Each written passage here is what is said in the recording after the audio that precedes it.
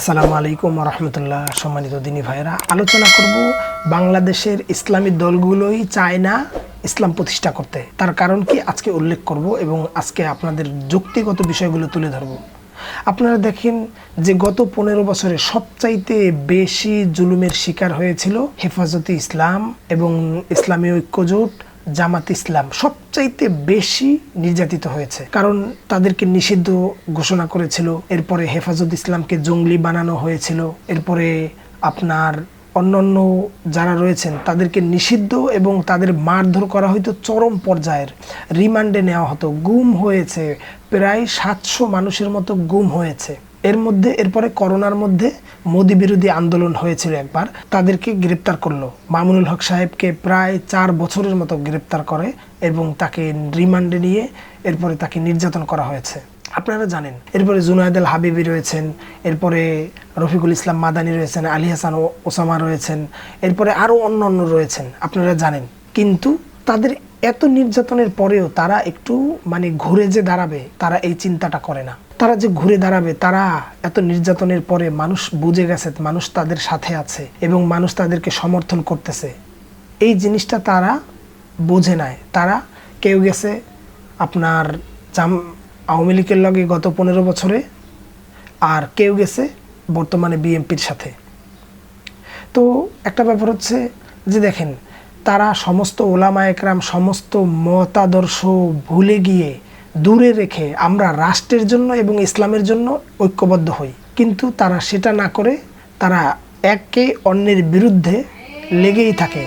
যেই বিষয়টা আপনার হাজারো কোটি টাকা দিলেও সেটা আপনার অর্জিত হতো না অন্য বিরোধী দল যারা আছেন তাদেরও, কিন্তু তারা নিজেরা সেই কলহল সৃষ্টি করে অন্যকে ফায়দা তুলে দিচ্ছে।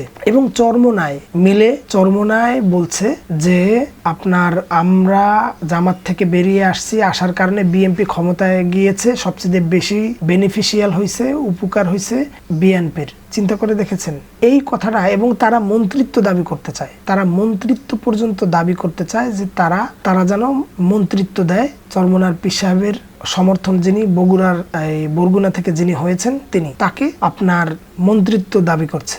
এটা কি হালুয়া যে তাদেরকে খাওয়াই দিতে হইব? হ্যাঁ, আর তোমাকে মানুষ চিনছে, তোমাদেরকে চরমোনাদেরকে মানুষ এখন আপনার হাসি ঠাট্টার পাত্র বানিয়েছে। তারা হুঙ্কার দেয় এরকম। এখন এই জন্য দেখতেছে যে ভালো কোনো মিডিয়ায় ওই রকমের আগাইতে পারতেছে না। তাদের অনেক নেতাকর্মী আপনার ইস্তেফা দিয়ে কয়েছে জীবনে আর চরমোনায় করবো না। জামাতের সাথে যোগ দিচ্ছে, খেলাফত মজলিসের সাথে যোগ দিচ্ছে এবং এমনকি এনসিপিতেও যোগ দিচ্ছে, এমনকি বিএনপিতেও যোগ দিচ্ছে। তাদের এই কর্মকাণ্ডে দেশের মানুষ আপনার খুবই বিরক্ত। এই হচ্ছে। এবং আপনারা দেখেন, যদি এই সমস্ত দলগুলো একজন আরেকজনের বিরুদ্ধে লেগে আছে, একজন আরেকজনের বিরুদ্ধে, এর আকিদা নষ্ট, ওর আকিদা নষ্ট, এরকম, ও কাফের, ও এরকমের করে আপনার পরস্পর বিচ্ছিন্ন আছে। যদি তারা ইসলামী আপনার রাষ্ট্র কায়েম করার জন্য যদি এই চিন্তা বা ফিকির থাকতো, তাহলে এগুলো আর কখনোই করতো না। আপনি জানেন যে যদি কোনো একটা এলাকায় মারামারি হয় ব্রাহ্মণবাড়িয়ার ওইদিকে, তো তারা এক দলের সাথে জেতার জন্য ভালো দেখে আপনার সাহসী এবং সংগ্রামী সাহসী যোদ্ধাকে নিয়ে আসতেন। আপনার ভারত যারা আপনার বল্লম চালাতে পারে, যারা লাঠি চালাতে পারে এবং যারা ছুরি চালাতে পারে, তাদেরকে নিয়ে আসতো। এরকমের কিন্তু আপনার এই যে ব্রাহ্মণবাড়িয়া হচ্ছে, যখন ডিগলার দিয়ে মারামারি হয় তখন তারা দলের ভারী করার জন্য অন্যান্য মানুষদেরকেও নিয়ে আসতো টাকা দিয়ে, 5,000, 10,000, 1 লাখ টাকা এরকমের দিয়ে তারপর নিয়ে আসতো মারামারিতে জেতার জন্য। তো এইখানে যদি চিন্তা করতো যে আপনার আমরা অমুকের সাথে জিতবো তার সাথে, তাহলে তাদেরকে টাকা তো দূরের কথা, যে ভাই তোমরা আসো, আমরা রাষ্ট্র কায়েম করবো, ইসলামিক রাষ্ট্র, এবং আমাদের এই রাষ্ট্রের সার্বভৌমত্ব আমরাই বাঁচাবো এবং আমরা চাই এদেশে ইসলাম প্রতিষ্ঠিত হবে। ঠিক আছে, আমরা সবাই মিলেমিশে যাই, আমাদের যত মতাদর্শ আছে, আপনার আকিদা আছে, এগুলো দূরে রাখি, আমরা মিশে যাই। কিন্তু তা না করে তারা পরস্পর বিচ্ছিন্ন রয়েছে। এবং আপনারা দেখছেন যে একজন অন্যজনের বিরুদ্ধে বিষোদ্গার করছে। এটা কি আসলে ইসলামিক কোনো বিষয়? আল্লাহ নবী সাল্লাল্লাহু আলাইহি ওয়াসাল্লাম বলছে যে একজনের দোষ গোপন করলে আল্লাহ তাআলা কিয়ামতের দিন তার দোষ গোপন রাখবেন। কিন্তু এইগুলো তারা বুঝছে, তারপরেও তারা এই কাজগুলো করছে। এর মানে হচ্ছে যে তারা নিজেরাই ইসলাম প্রতিষ্ঠিত হোক চান না, ইসলাম প্রতিষ্ঠিত হোক চান না। তাহলে তাদের আপনার অনেক ক্ষতি হয়ে যাবে, দালালি করতে পারবে না, হালুয়া পাবে না। কিন্তু ইসলাম ক্ষমতায় আসলে, ইসলামী রাষ্ট্র হলে কি তারা বঞ্চিত হবে? সবার আগে হুজুরদের দেখবে, কথা বুঝছেন?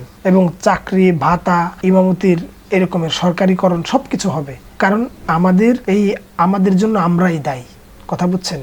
রাষ্ট্রের মধ্যে অন্যান্য শিক্ষক যারা আছে, মাদ্রাসা, ভারতের মাদ্রাসা চলে, সেই মাদ্রাসার আপনার এমপিভুক্ত মাদ্রাসা ভারতে, বাংলাদেশে কয়টা কমি মাদ্রাসা এমপিভুক্ত আছে? এখানে শুধু আলিয়া আছে, এমপিভুক্ত কয়টা আছে?